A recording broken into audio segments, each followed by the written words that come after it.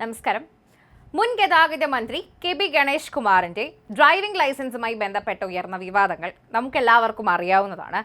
എന്നാൽ കെ.ബി. ഗണേഷ് കുമാറിന്റെ ലൈസൻസ് റദ്ദാക്കാൻ ഒരുപറ്റം ആൾക്കാർ ഇറങ്ങിയത് തന്നെയാണ് ശരിക്കും പറഞ്ഞാൽ വെല്ലുവിളിയായി മാറിയത്.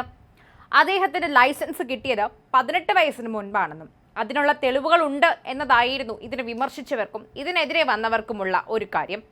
എന്നാൽ വിവാദങ്ങളിൽ ആശ്വാസ വാർത്തയാണ് ഇപ്പോൾ വരുന്നത്. ഗണേഷ് കുമാറിന്റെ ലൈസൻസ് സസ്പെൻഡ് ചെയ്യാനോ റദ്ദാക്കാനോ സാധ്യതയില്ലെന്നാണ് മോട്ടോർ വാഹന വകുപ്പിന് ലഭിച്ച നിയമോപദേശം വ്യക്തമാക്കുന്നത്. 18 വയസ്സ് തികയുന്നതിനു മുൻപ് ലൈസൻസ് എടുത്തു എന്ന ആരോപണത്തിലും പഴയ രേഖകൾ ലഭ്യമാക്കാത്ത സാഹചര്യത്തിലും ഗണേഷിനെതിരായ നടപടികൾക്ക് നിയമപരമായ തടസ്സങ്ങളുണ്ട് എന്നതാണ് പുറത്തുവരുന്ന വാർത്ത. 18 വയസ്സ് തികയുന്നതിന് മുൻപാണ് ലൈസൻസ് നേടിയതെങ്കിലും പിന്നീട് പ്രായപൂർത്തിയായ ശേഷമാണ് ഇത് പുതുക്കിയിട്ടുള്ളതെങ്കിൽ ലൈസൻസ് സസ്പെൻഡ് ചെയ്യാനാകില്ല എന്നതാണ്, അല്ലെങ്കിൽ ചെയ്യേണ്ട കാര്യം ഇല്ല എന്നതാണ് മോട്ടോർ വാഹന വകുപ്പിന് ലഭിച്ച പ്രധാനമായിട്ടുള്ള നിയമോപദേശം. പ്രായപൂർത്തിയായ ശേഷം നിയമപരമായ നടപടികളിലൂടെ പുതുക്കി നൽകിയ ലൈസൻസുകൾ നിലനിൽക്കുമെന്നും വിലയിരുത്തലാണ് വകുപ്പിനുള്ളത്. ലൈസൻസ് അപേക്ഷയ്ക്കൊപ്പം വ്യാജരേഖ സമർപ്പിച്ചതായി തെളിഞ്ഞാൽ മാത്രമാണ് ഈ ക്രിമിനൽ കേസ് എടുക്കാൻ സാധിക്കുക.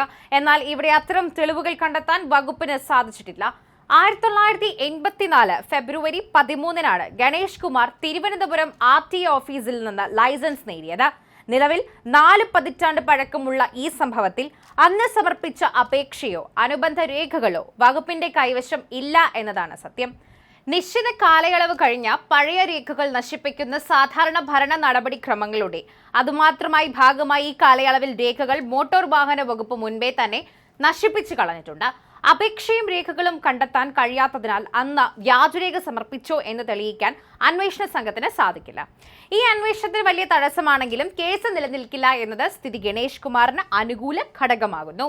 ലൈസൻസിൽ പേരിനൊപ്പം അനധികൃതമായി MLA എന്ന് കൂട്ടിച്ചേർത്തതും സെക്രട്ടേറിയറ്റിലെ വിലാസം ചേർത്തതും വിവാദമായിരിക്കുന്നു. ആധാർ ഉൾപ്പെടെയുള്ള തിരിച്ചറിയൽ രേഖകളിലും പേരും വിലാസവുമാണ് ലൈസൻസിൽ ഉണ്ടാകേണ്ടത് എന്ന ചട്ടം ലംഘിച്ചതിനായിരുന്നു വകുപ്പ് തല അന്വേഷണം പ്രഖ്യാപിച്ചത്.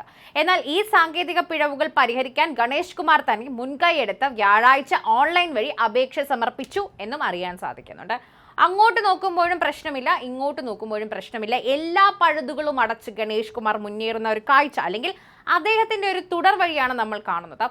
പേരിൽ നിന്ന് MLA എന്ന വിശേഷണം ഒഴിവാക്കാനും ഗതാഗത മന്ത്രി എന്ന നിലയിൽ നൽകിയിരുന്ന സെക്രട്ടേറിയറ്റിന്റെ വിലാസത്തിന് പകരം തിരുവനന്തപുരത്തെ സ്ഥിര മേൽവിലാസം മാറ്റിച്ചേർക്കാനുമാണ് അപേക്ഷ നൽകിയിട്ടുള്ളത്.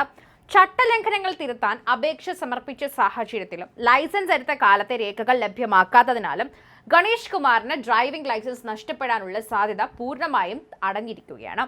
ഡ്രൈവിംഗ് ലൈസൻസിന് പേരിനൊപ്പം അനധികൃതമായി MLA എന്ന് കൂട്ടിച്ചേർത്തത് ഒഴിവാക്കാൻ മുൻ ഗതാഗത മന്ത്രി കെ.ബി. ഗണേഷ് കുമാർ അപേക്ഷ നൽകി എന്നത് തന്നെയാണ് ഏറ്റവും പ്രധാനമായി ഈ കേസിൽ പറയുന്ന, അല്ലെങ്കിൽ തെറ്റുതിരുത്താൻ അദ്ദേഹം കാണിച്ച മനസ്സിനെ പ്രശംസിച്ചു കൊണ്ടുവരുമ്പോഴും പലപ്പോഴും ഇതൊരു ദുഃഖമായി തന്നെ പലർക്കും മാറുന്നതായി തന്നെ നമ്മൾ കാണുന്നുണ്ട്.